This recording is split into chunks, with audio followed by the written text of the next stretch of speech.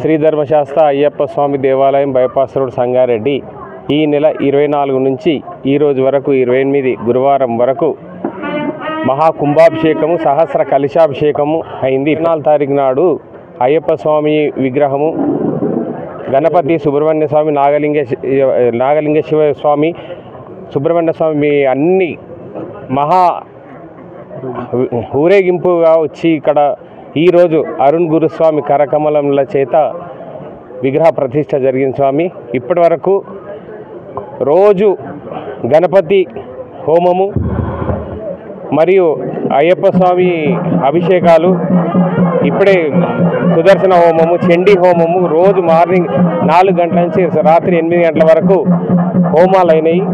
ఈరోజు లాస్టు. ఈరోజు అయ్యప్ప స్వామి యంత్ర ప్రతిష్ట మరియు విగ్రహ ప్రతిష్ట ఇప్పటివరకు అయినాయి.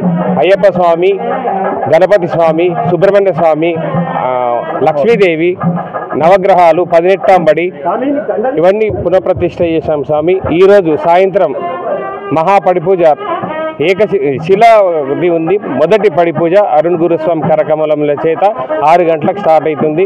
అందరూ వచ్చి తిలకించి ఇట్టి కార్యక్రమం తిలకించగలని కోరుచున్నాము. స్వామియే శరణమయ్యప్ప. స్వామి శరణం. స్వామి శరణం. స్వామియే శరణమయ్యప్ప. శ్రీ ధర్మశాస్త్ర అయ్యప్ప స్వామి దేవాలయం బైపాస్ రోడ్ సంగారెడ్డి ఈ నెల 24 నుండి కూడా ఎంతో ఘనంగా పునఃప్రతిష్ఠా కార్యక్రమాలు జరుగుతున్నాయి. శరణమయ్యప్ప.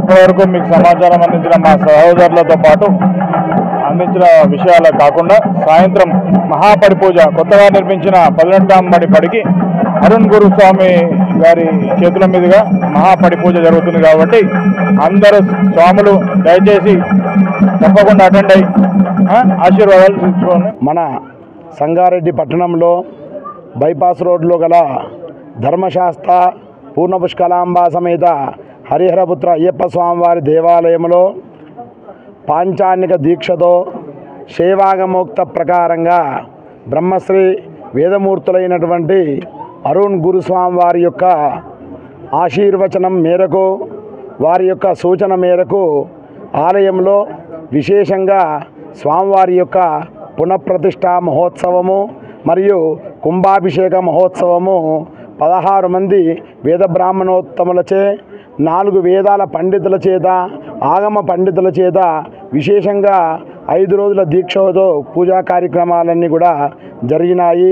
మొదటి రోజున గోపూజతో పూజా కార్యక్రమాన్ని ప్రారంభించి యాగశాల ప్రవేశము, భూతబలి, విఘ్నేశ్వర పూజ, శైవశుద్ధి మహాపుణ్యాహవాచనము, పంచగవ్యారాధన, దీక్షా కంకణధారణ, అఖండ దీపారాధన, తదనంతరం పట్టణంలో వేయించేసి ఉన్నటువంటి నవరత్న దేవాలయం నుంచి స్వామివారి ఆలయం వరకు బాజా భజంత్రీల చేత విశేష మేళ తాళాలతో స్వామివారి యొక్క విగ్రహాలన్నీ కూడా గ్రామ ప్రదక్షిణగా ఆలయానికి తీసుకొని రావడం జరిగింది.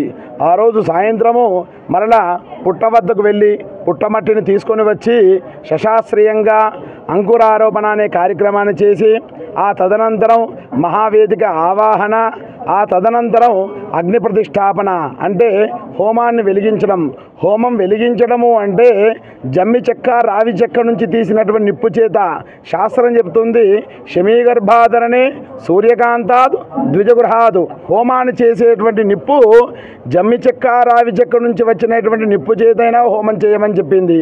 లేదంటే సూర్యకాంతికి ఎదురుగా భూతద్దం పెట్టి ఆ సూర్యరశ్మి చేత వచ్చినటువంటి నిప్పు చేతైనా కూడా హోమ కార్యక్రమం చేయమని చెప్పింది.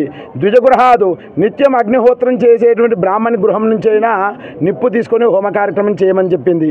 మరి శాస్త్రం ఏదైతే మొట్టమొదటిగా జమ్మి చెక్క రావి చెక్క నుంచి తీసిన నిప్పు చేత హోమ కార్యక్రమం చేయమని చెప్పిందో ఆ విధంగా అగ్ని ప్రతిష్టాపన చేసుకొని మూలమంత్ర హోమాలన్నీ చేసుకొని స్వామివారి యొక్క వాహనమైనటువంటి తురగ వాహనాన్ని బొమ్మగా వేసి ధ్వజారోహణ అనే కార్యక్రమంతో మొదటి రోజు కార్యక్రమాలు ముగిసినాయి.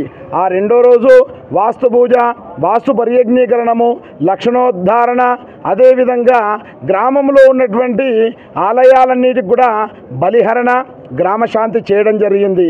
ఆ రోజు సాయంత్రము ఆ విగ్రహాలన్నిటి కూడా జలాదివాసంతో రెండో రోజు కార్యక్రమాలన్నీ ముగిసినాయి. ఆ తదనంతరం మూడో రోజు విశేషంగా శాలార్చన. ఆ యాగశాల చూస్తే ఏదో పందిరి అనుకుంటాం. ఆ శాలలో ఉన్నటువంటి స్తంభాలలో, ఆ తడకళ్ళల్లో వేసినటువంటి ముళ్ళల్లో కూడా దేవతలు కొలువై ఉంటారట. ఆ శాలకు శాలార్చన చేసి విగ్రహాలన్నిటి కూడా ధాన్యాదివాసంతో మూడో రోజు కార్యక్రమాలన్నీ ముగిసినాయి. ఆ తదనంతరం నాలుగో రోజు స్వామివారికి విశేషంగా 1000 కలశాలు ఆవాహన చేసి ఆ తదనంతరం స్వామివారికి ఈ 3 రోజులు కూడా ఒకరోజు సూర్యయంత్ర ఆరాధన, రెండో రోజు శ్రీచక్రారాధన, చండీ సప్తశతి హోమము, మూడో రోజు సుదర్శన ఆవాహన, అదేవిధంగా సుదర్శన హోమంతో నాలుగో రోజున ఆ స్వామివారికి విశేషంగా పంచశయ్యాది వాసము, వస్త్రాలలో, పుష్పాలలో, ఫలాలలో, డబ్బులలో ఆ స్వామివారిని పడుకోబెట్టడం జరిగింది. మరి చివరి రోజున ఈ రోజు 5వ రోజున తెల్లవారుజామున బ్రాహ్మీ ముహూర్తమున 3 గంటల 1 నిమిషములకు స్వామివారి యొక్క సువర్ణ యంత్ర విగ్రహ ప్రతిష్టా మహోత్సవము అంగరంగ వైభవోపేతంగా జరిగింది. ఆ తదనంతరం అరుణ్ గురు స్వామివారి చేతుల మీదుగా యాగశాలలో యజ్ఞేశ్వరుడికి మహాపూర్ణావతి, అదేవిధంగా ఆ ఆలయంలో ఉన్నటువంటి మూలమూర్తి అయినటువంటి అయ్యప్ప స్వామివారికి కుంభాభిషేకము, విశేషంగా సహస్ర కలశాభిషేకము, ఆ శిఖరాలకు కూడా కుంభాభిషేకము, ఆ తదనంతరం పరివార దేవతలందరికీ కూడా ఆ కార్యక్రమాలన్నీ కూడా జరిగినాయి. ఆ తదనంతరం స్వామివారి యొక్క విశేషమైనటువంటి అమృతవాక్యాలన్నీ కూడా విని ఆ అరుణ్ గురు స్వామివారి యొక్క ఆశీర్వచనాలన్నీ కూడా భక్తులందరూ కూడా పొందడం జరిగింది. ఇలాంటి మహత్తరమైన కార్యక్రమంలో పట్టణ వాసులే కాకుండా ఎంతోమంది ప్రజలు ఈ 5 రోజులు కూడా విశేషంగా పాల్గొని ఆ అయ్యప్ప స్వామివారి యొక్క అనుగ్రహాన్ని పొంది తరించినారు.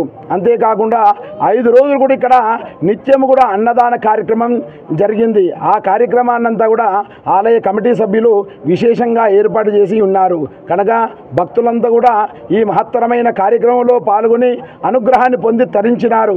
కావున ఇలాంటి అవకాశం దొరికిందంటే పూర్వజన్మ సుకృతం, దైవానుగ్రహం ఉంటేనే, ఇలాంటి గురువుల యొక్క అనుగ్రహం ఉంటేనే మనకు కలుగుతుంది. కనుక ఎల్లవేళలా మన హిందూ హైందవ ధర్మం వర్ధిల్లాలి అంటే నిరంతరం కూడా ఇలాంటి వైదిక కార్యక్రమాలు ఎన్నో చేయాలని మనసావాచా కర్మణ మనస్ఫూర్తిగా గురువు గారి యొక్క సమక్షంలో మిమ్మల్ని అందరినీ కూడా మరీ కోరుచుంటాను. స్వామియే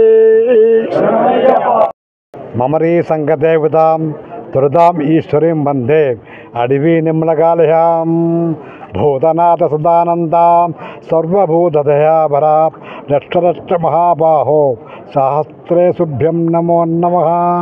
స్వామియే శరణమయ్యప్ప. ఈరోజు శుభదినం, శుభ సమయం, శుభస్థలం. శ్రీ యొక్క పరిస్థితిలో స్వామివారి పునఃప్రతిష్ఠ కార్యక్రమం అతి వైభవంగా జరుగుతూ ఉన్నది. సంగారెడ్డి గ్రామవాసి అందరూ ఎంతో ఉత్సాహంగా చూసిన పునఃప్రతిష్ఠ అంటే ఎనర్జీ పరివర్తనం అయిపోయారు స్వామివారు ఉపదేవులు.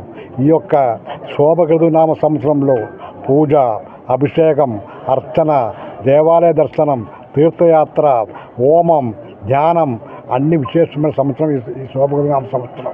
ఈ సంవత్సరంలో ఒక గ్రామంలో ఒక అయ్యప్ప స్వామి దేవాలయం పునఃప్రతిష్ఠ చేస్తున్నారంటే ఆ గ్రామంకు చాలా మంచిది, గ్రామ రక్ష.